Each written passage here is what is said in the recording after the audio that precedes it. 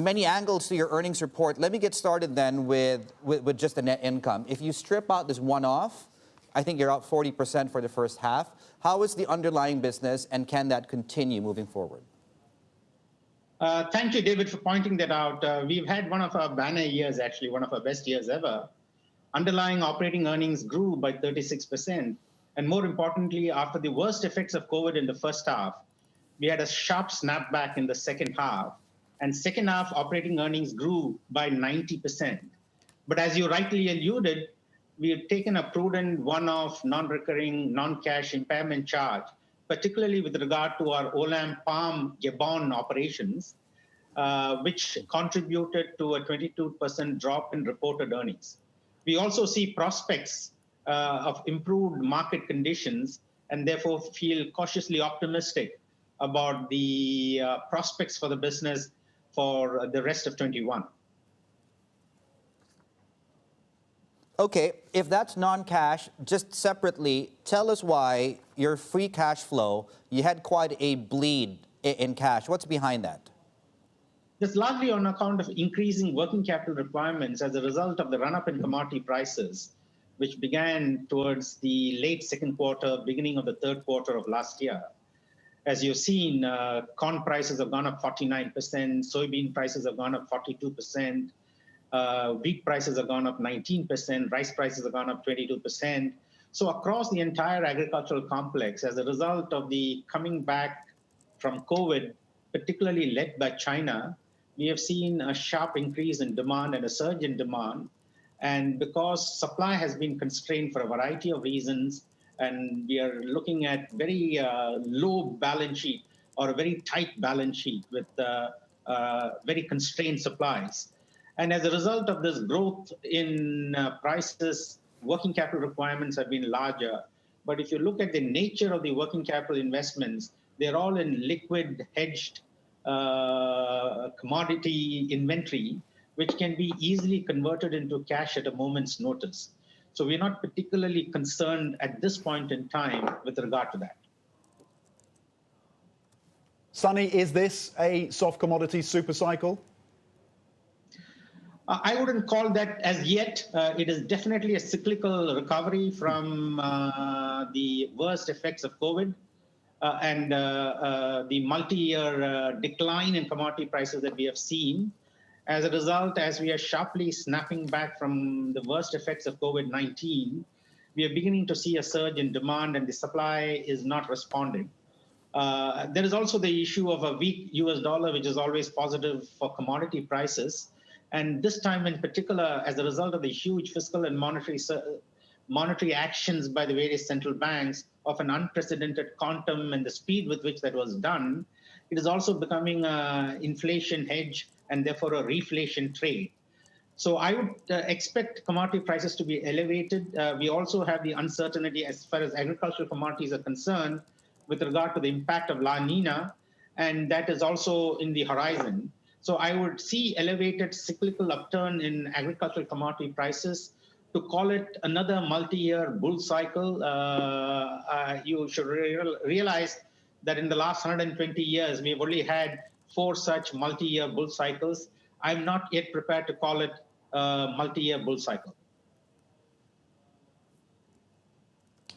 Sunny, something else that we found out, of course, just recently as a result of what's been happening, the earnings and everything else, is that you're going to be listing the food ingredients part, the food ingredients unit in London, an IPO there planned for, I believe, 2022.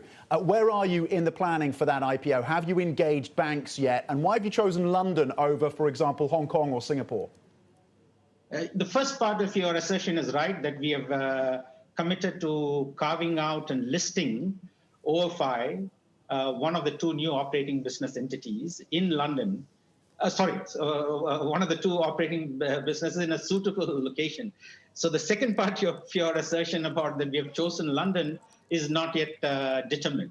So we're keeping all our options open. And as you would fully expect, we are carefully considering all our options in this regard.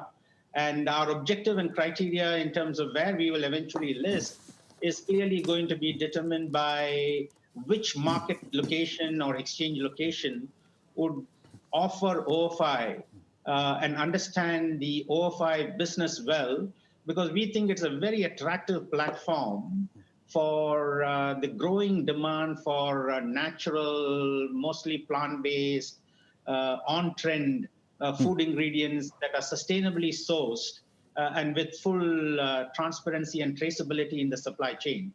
So OFI, the 5 businesses that constitute OFI, which is cocoa and coffee and edible nuts, spices and dairy, we are market leaders globally in those businesses.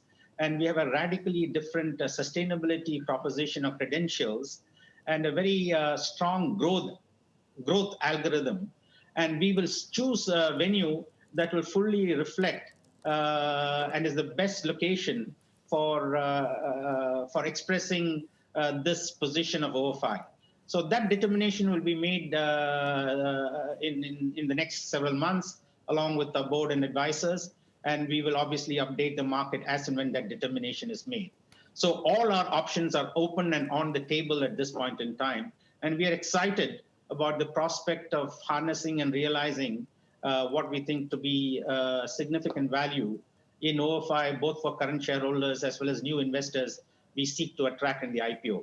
The important thing here is we have also taken a decision, and we announced that today, to demerge the OFI business from OIL and distribute in specie shares of OFI to Olam shareholders so that it is an independent, standalone, demerged entity that can take advantage of the opportunities and the key consumer trends that underpin that sector.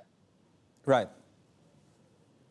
Sunny, let me just ask you then, as a final question related to this. I mean, so is the preference then London? I guess that's one part of the question. Do you have a rough dollar figure in your head of how much you want this unit to fetch? And also, how does transparency, for example, and transparency requirements, is that part of your criteria on where you might be actually looking to finally choose that listing to be?